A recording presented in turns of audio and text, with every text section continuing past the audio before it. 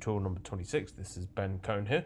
Today I wanted to take a look at a really interesting fight.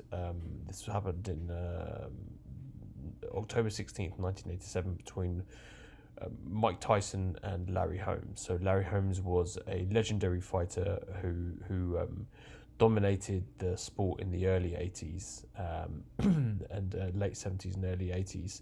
He was Muhammad Ali's training partner, chief sparring partner, and one of the greatest heavyweights of all time, fighting Mike Tyson, who was, again, at this in 1987, Mike Tyson was at his absolute peak, was the most feared heavyweight in the world. And Larry Holmes basically came out of retirement to take this fight. So he was 38 years old, whereas Tyson was in his early 20s. I believe he was at 21, 22 when he took this fight. And it's absolute peak of his powers. Very fast, incredibly explosive, just devastating two-handed puncher.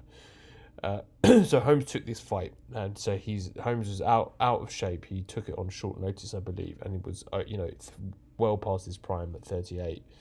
And he fought Mike Tyson. So now Holmes lost the fight, actually. So I think he was knocked out in 4 rounds. Nevertheless, the first few rounds are pretty interesting in watching how Holmes manages to tie up Tyson. So I thought I wanted to take a look at how he did that. It's really quite interesting to look at how Holmes manages to keep Tyson at a distance and then tie him up whenever Tyson gets in too close. So it's very instructive actually for Wing Chun, because this is some of the problems that, again, I talk about this all the time with my students, that in Wing Chun, basically, what you don't want to be in is boxing range. You don't want to be you either want to be in long range, which is out of danger, or close up in Wing Chun range. So if you're anywhere in the middle, right, where Tyson likes to fight, for example. So Tyson actually fights. He was a pretty decent long range fighter. He had a very good jab, actually, that he would time very well, and managed to catch a lot of taller people. But Tyson's sort of mid-range actually was where he was just amazing at. So he wasn't great at long range. He was pretty good at long range. In mid-range is where and close up is all where his power is. So if you're, against somebody who has, those types of attributes, you're going to want to learn how to tie people up. So let's have a quick look.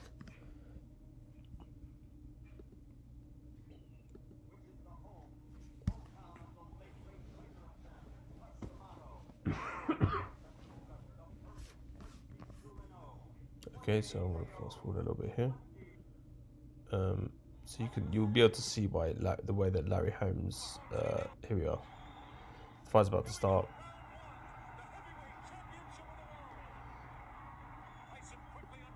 So you see how fast Tyson is and how quickly he looks to close the distance. And what Holmes does there, he just ties him up.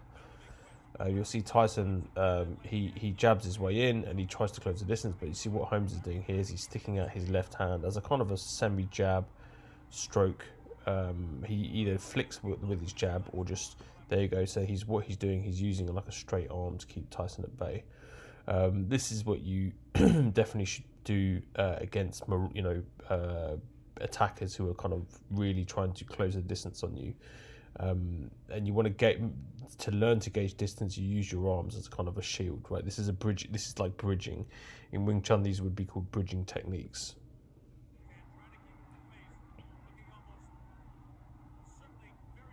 So that, okay, if you look here, Holmes has tied him up again.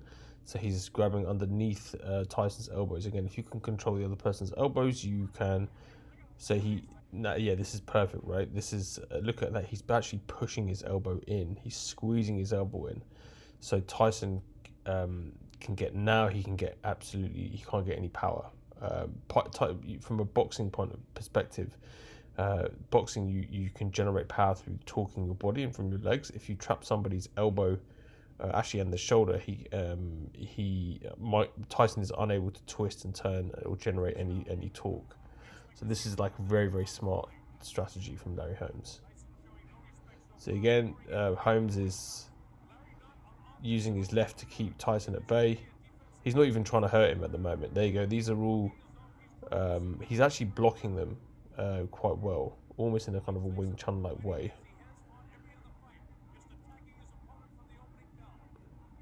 There he goes for a shot. There he ties him up again. Tyson's up close, so Holmes knows that Tyson is very, very dangerous up close. So if you also notice that Holmes keeps quite a straight and upright posture, and he doesn't move his head a huge amount, right? So you usually see this with the older fighter. Older fighters don't rarely move their heads as much as younger fighters do. So if you see Tyson's constantly moving his head, and Holmes stays relatively upright and uses his arms as a defense, because it's just harder to move your head around the older you get.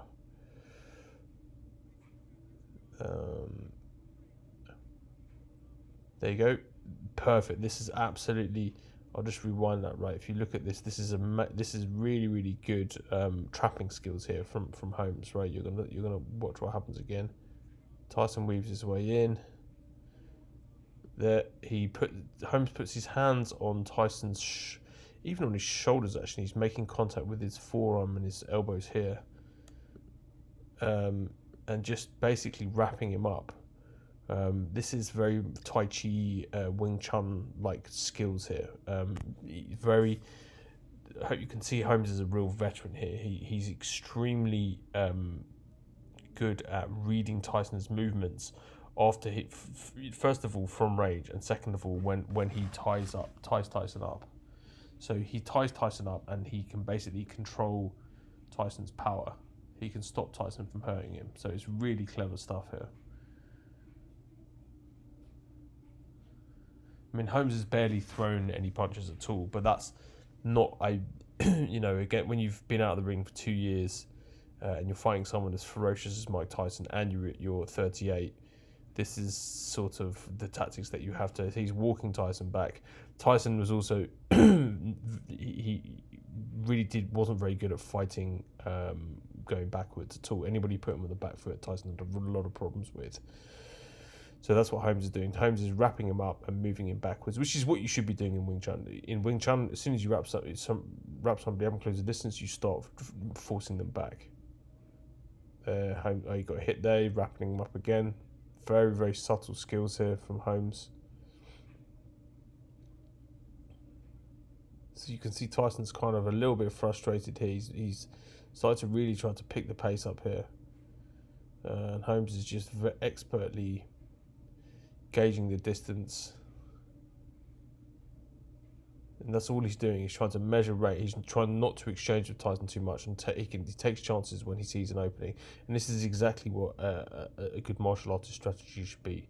You don't take any risks. You're not trying to take punches. You're trying to wrap the opponent up and negate all their offensive weapons, which is exactly what Holmes is doing here. So obviously the referee breaks the fight up here. So Holmes isn't, because it's a sport. You'll see that the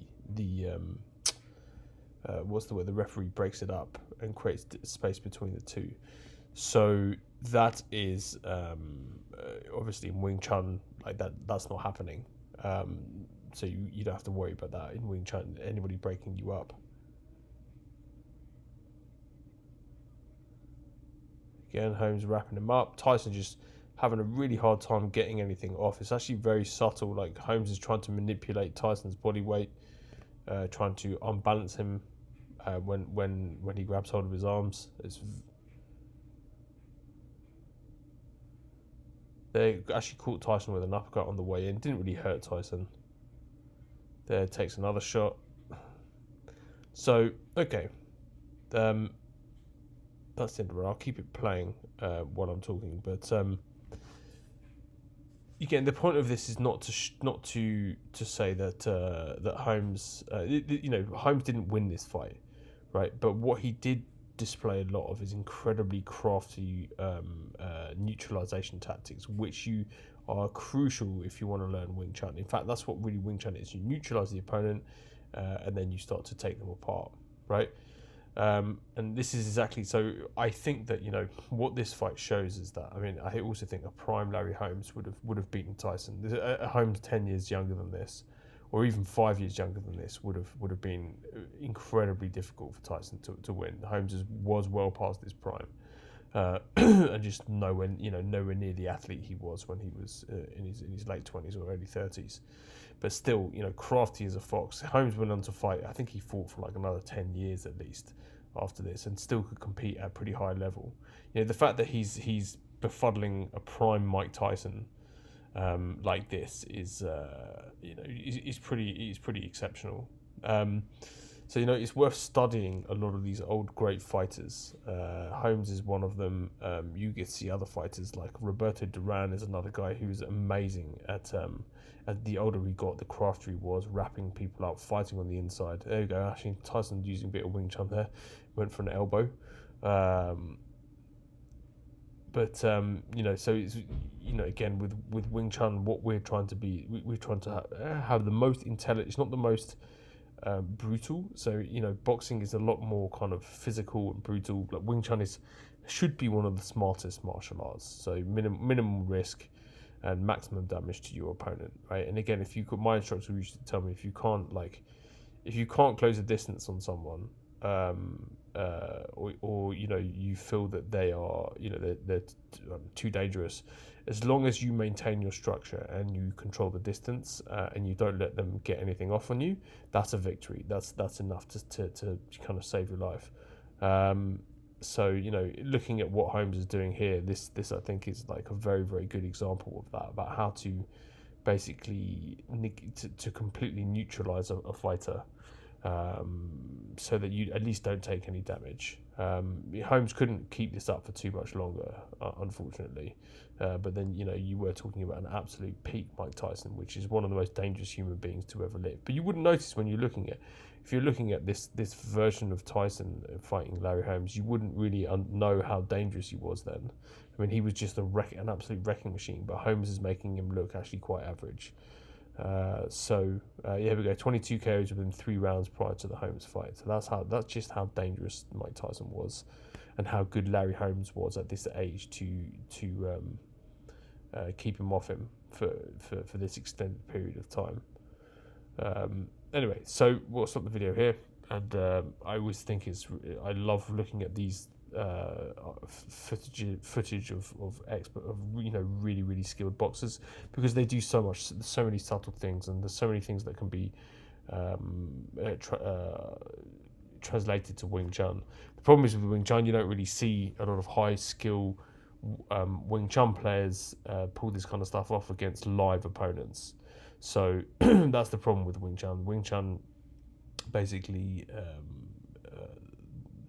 they don't have enough real fight experience, so when they're basically, it's hard to kind of gauge the level of skill against people who don't really know what they're doing. But Larry Holmes is using kind of Wing Chun-esque or Wing Chun type skills against probably the most dangerous puncher like in history. So that's how effective Wing Chun can be if used in the right way. And we'll check back in next week. And thanks very much. Leave comments below, and I'll be glad to answer them.